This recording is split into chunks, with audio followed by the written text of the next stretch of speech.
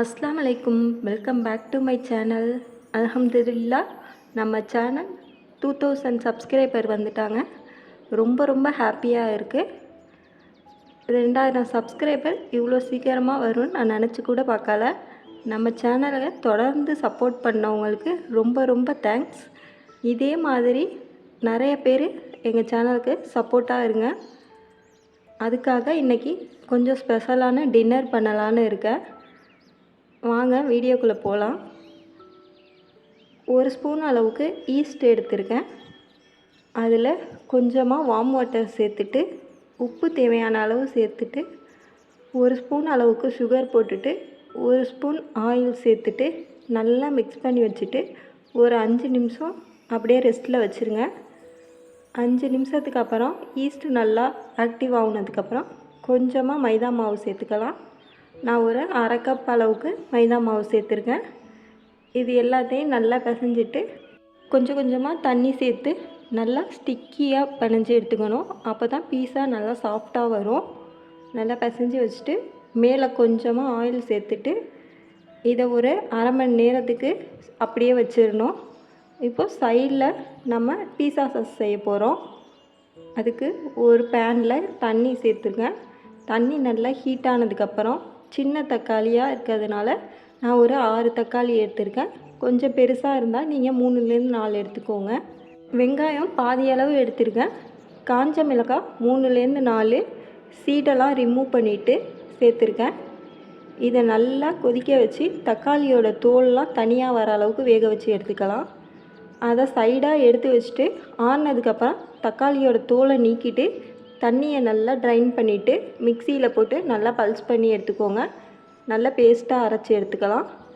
இப்போது ஒரு பேனில் ஹீட் ஆனதுக்கப்புறம் ஆயில் சேர்த்துட்டு 2-3 கார்லிக் சேர்த்து நல்லா கோல்டன் ப்ரௌன் ஆகிற வரையும் நல்லா வதக்கிக்கலாம். இப்போது அரைச்சி வச்சுருக்க டொமேட்டோ பேஸ்ட்டையும் அதில் சேர்த்துட்டு ஒரு 2 நிமிஷம் நல்லா வதக்கி விட்டுருங்க. 1/2 ஸ்பூன் அளவுக்கு மிளகாய்த்தூள், 1/2 ஸ்பூன் ஓரகேனோ, 1/2 ஸ்பூன் சில்லி ஃப்ளேக்ஸ் சேர்த்துட்டு 1 ஸ்பூன் அளவுக்கு சுகர் சேர்த்து உப்பு தேவையான அளவு போட்டு நல்லா மிக்ஸ் பண்ணி விட்டுக்கலாம். இப்போ 2 நிமிஷம் நல்லா கொதித்து வந்ததுக்கப்புறம் 2 ஸ்பூன் அளவுக்கு டொமேட்டோ கெச்சப் சேர்த்துடலாம். இதை ஒரு 5லேருந்து 6 நிமிஷம் நல்லா வேக வச்சுக்கணும். தக்காளியோட பச்சை வாசனை எல்லாமே போகணும், அந்த அளவுக்கு வேகணும். இப்போ 5 நிமிஷத்துக்கு அப்புறம் பீஸா சாஸ் ரெடி ஆகிடுச்சு. சைட்லேயே நான் சிக்கன் டோனட் பண்ண போகிறேன்.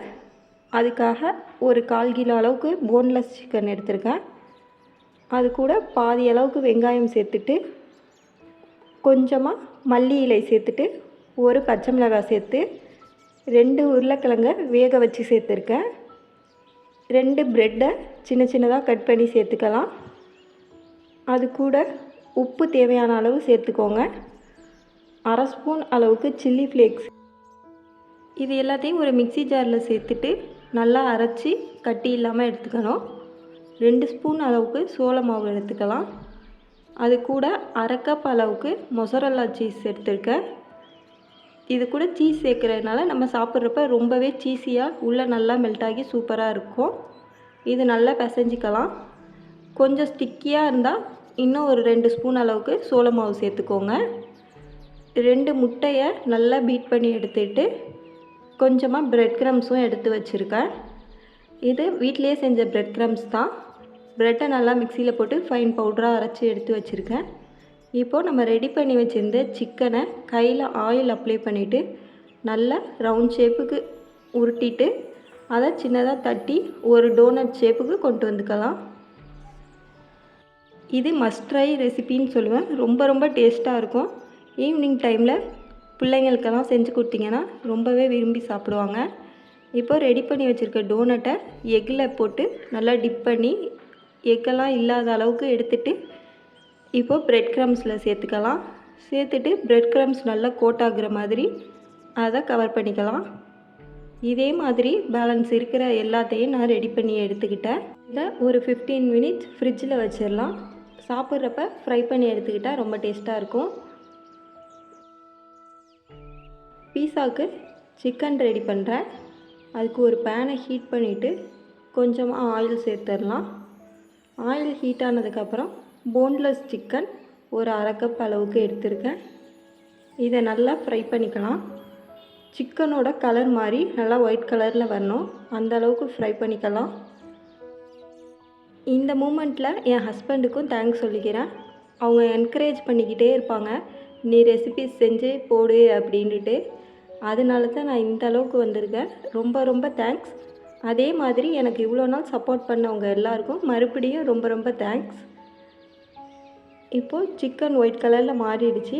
அது கூட சில்லி ஃப்ளேக்ஸ் அரை ஸ்பூன், பெப்பர் ஹாஃப் ஸ்பூன் சேர்த்துட்டு, மிளகாய்த்தூள் ஒரு அரை ஸ்பூன் சேர்த்துட்டு, ஜீரகத்தூள் ஒரு பிஞ்சு சேர்த்துட்டு, 2 ஸ்பூன் அளவுக்கு தயிர் சேர்த்து உப்பு தேவையான அளவு போட்டுக்கலாம். இது எல்லாத்தையும் நல்லா மிக்ஸ் பண்ணி விட்டுருங்க. இப்போ ஒரு 2 நிமிஷம் ஆயிடுச்சு. அதில் 1 ஸ்பூன் அளவுக்கு வினிகர் சேர்த்துட்டு இதை நல்லா மிக்ஸ் பண்ணிக்கோங்க. தண்ணி எதுவுமே சேர்க்க வேணாம், இதுலேயே நல்லா வெந்து வந்துடும். ஒரு 5 நிமிஷம் அப்படியே விட்டுட்டு சிக்கன் நல்லா ட்ரை ஆகிடுச்சு. இப்போது இதை தனியாக எடுத்து வச்சிடலாம். பீஸா பேஸ் ரெடி ஆகிடுச்சு. ரொம்பவே சாஃப்டாக இருக்குது, பார்க்குறப்பவே தெரியும். அதை ஒரு ட்ரேயில் மாற்றிட்டு கீழே பார்ச்மெண்ட் பேப்பர் போட்டு மேலே பீஸா பேஸ் வச்சு நல்லா இந்த மாதிரி ப்ரெஸ் பண்ணி விட்டுக்கோங்க.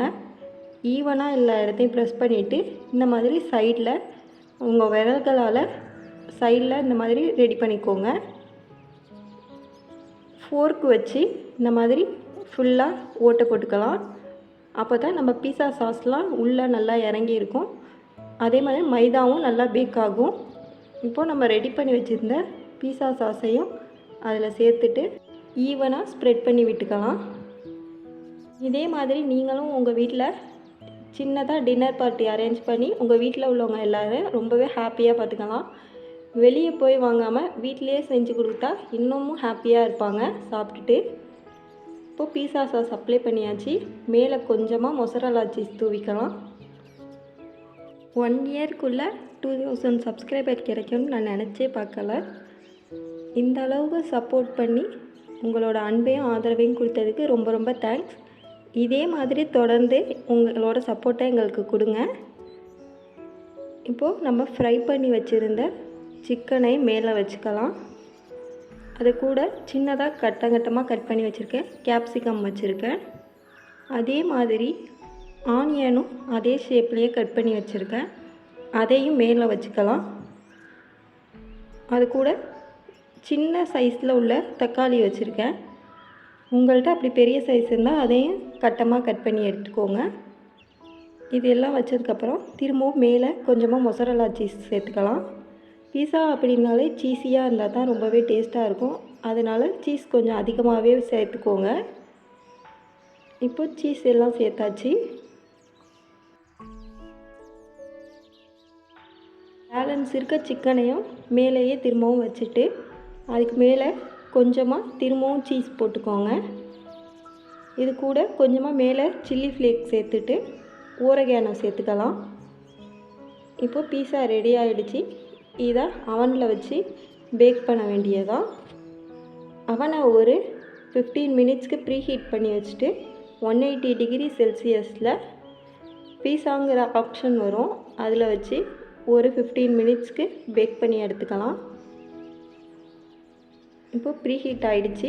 பீஸாவை பேக் பண்ண வச்சுட்டேன். அந்த 15 மினிட்ஸ்க்குள்ளே அடுத்த ரெசிபி செய்யலான்னு போயிட்டேன். வீடியோஸ் பார்த்துட்டு மறக்காமல் லைக் பண்ணுங்கள். இப்போ தான் நம்ம சேனலில் ஃபஸ்ட் டைம் பார்க்குறீங்கன்னா மறக்காமல் சப்ஸ்கிரைப் பண்ணிவிட்டு பாருங்கள்.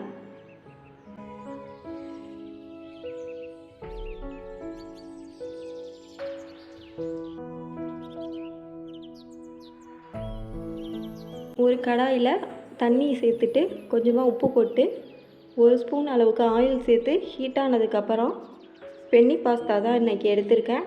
அது ஒரு கப் அளவுக்கு எடுத்திருக்கேன். இது எல்லாத்தையும் தண்ணியில் சேர்த்து ஒரு 15 நிமிஷம் ஆகும் இது வேகிறதுக்கு. எல்லாத்தையும் நல்லா வேக வச்சு எடுத்துக்கணும். உள்ளே மாவு மாதிரி இருக்கக்கூடாது, பர்ஃபெக்டாக வெந்திருக்கணும்.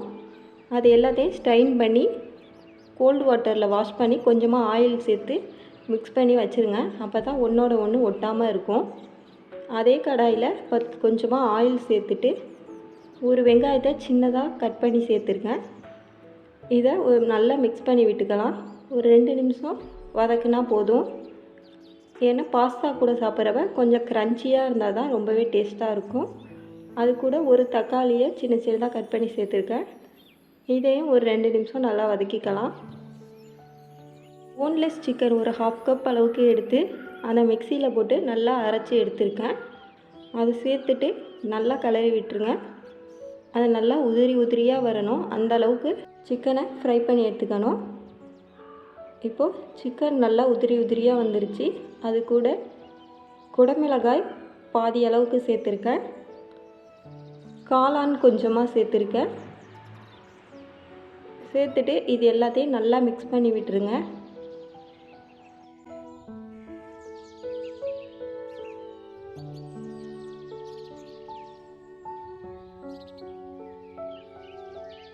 தேவையான அளவு உப்பு சேர்த்துட்டு 1/2 ஸ்பூன் அளவுக்கு சில்லி ஃப்ளேக்ஸ் சேர்த்துக்கலாம். 1/2 ஸ்பூன் அளவுக்கு கார்லிக் பவுடர் சேர்த்துக்கோங்க. இது நல்லா ஃப்ளேவராக இருக்கும். அப்படி உங்கள்கிட்ட கார்லிக் பவுடர் இல்லைன்னா நீங்கள் ஃபஸ்ட்டு ஆயில் சேர்த்ததோட 2 கார்லிக்கை நல்லா ஃப்ரை பண்ணிவிட்டு வச்சுக்கலாம். அது கூட 1/2 ஸ்பூன் அளவுக்கு சில்லி பவுடர் சேர்த்துட்டு ஒரு 2 ஸ்பூன் அளவுக்கு ஓரிகானோ சேர்த்துட்டு கெச்சப் ஒரு 2-3 ஸ்பூன் அளவுக்கு சேர்த்துக்கலாம். சேர்த்துட்டு இது எல்லாத்தையும் நல்லா மிக்ஸ் பண்ணி விட்டுருங்க. இது கூட ஒரு 1/2 கப் அளவுக்கு தண்ணி சேர்த்து ஒரு 2-3 நிமிஷம் வேக வச்சு எடுத்துடலாம். இப்போது இது நல்லா கொதித்து வந்துருச்சு. நம்ம வேக வச்சுருக்க பாஸ்தாவை இதில் சேர்த்துடலாம். சேர்த்துட்டு நல்லா மிக்ஸ் பண்ணி விட்டுட்டு ஒரு 5 நிமிஷம் அப்படியே வச்சுருங்க. அப்போ தான் அந்த மசாலா எல்லாம் அதில் உள்ள நல்லா இறங்கும்.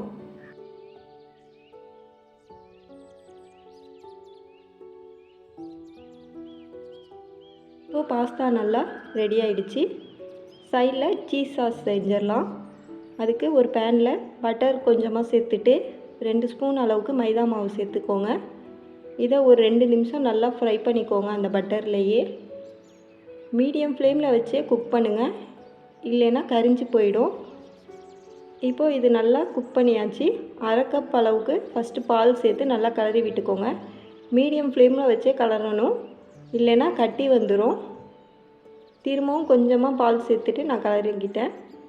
ஒரு பிஞ்ச் அளவுக்கு உப்பு சேர்த்துட்டு சீஸ் கொஞ்சமாக போட்டுக்கலாம். ஒரு 2 நிமிஷம் நல்லா மிக்ஸ் பண்ணி விட்டுருங்க. சீஸ் நல்லா மெல்ட் ஆகி வரணும். அதே சமயத்தில் கொஞ்சமாக ஓரிகானோ சேர்த்துட்டு 1/2 ஸ்பூன் அளவுக்கு சில்லி ஃப்ளேக்ஸ் சேர்த்து நல்லா மிக்ஸ் பண்ணி விட்டுக்கோங்க. இப்போ அடுப்பை ஆஃப் பண்ணிடுங்க. சீஸ் சாஸ் ரெடி ஆகிடும். இப்போது நம்ம ரெடி பண்ணி வச்சுருக்க பாஸ்தா கூட இந்த சாஸ் சேர்த்துடலாம். ரொம்பவே சீஸியாக க்ரீமியாக இருக்கும். உங்கள் வீட்டில் உள்ள குட்டீஸ்க்கெல்லாம் இந்த மாதிரி செஞ்சு கொடுத்தீங்கன்னா ரொம்ப ரொம்ப பிடிக்கும். இப்போது இதை நல்லா மிக்ஸ் பண்ணி விட்டுட்டு ஒரு சைடில் வச்சிடலாம்.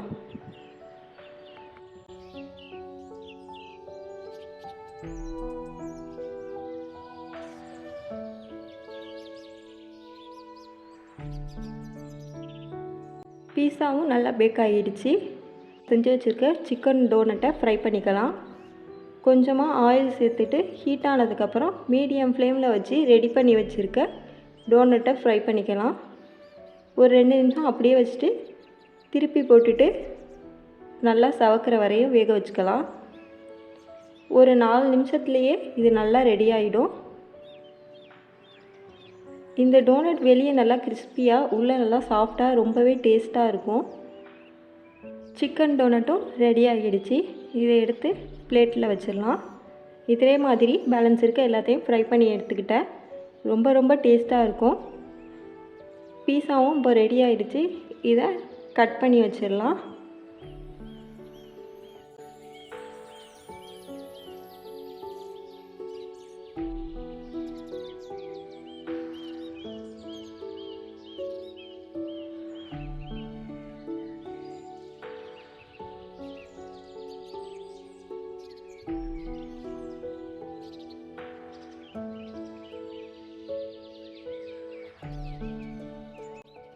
கேக்கும் பேக் பண்ணி வச்சுருந்தேன். இதோட ரெசிபி போட முடியலை, கூடிய சீக்கிரமே அப்லோட் பண்ணுறேன்.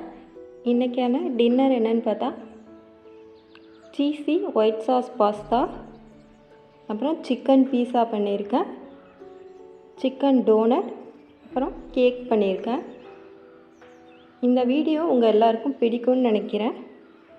பிடிச்சிருந்தா லைக் பண்ணுங்கள், கமெண்ட் பண்ணுங்கள், உங்கள் ஃப்ரெண்ட்ஸ் அண்ட் ஃபேமிலி கூட ஷேர் பண்ணுங்கள். மறக்காமல் நம்ம சேனலை சப்ஸ்கிரைப் பண்ணுங்கள். பக்கத்தில் இருக்க பெல் பட்டனை ப்ரெஸ் பண்ணி ஆல்ங்கிற ஆப்ஷன் கொடுத்துருங்க.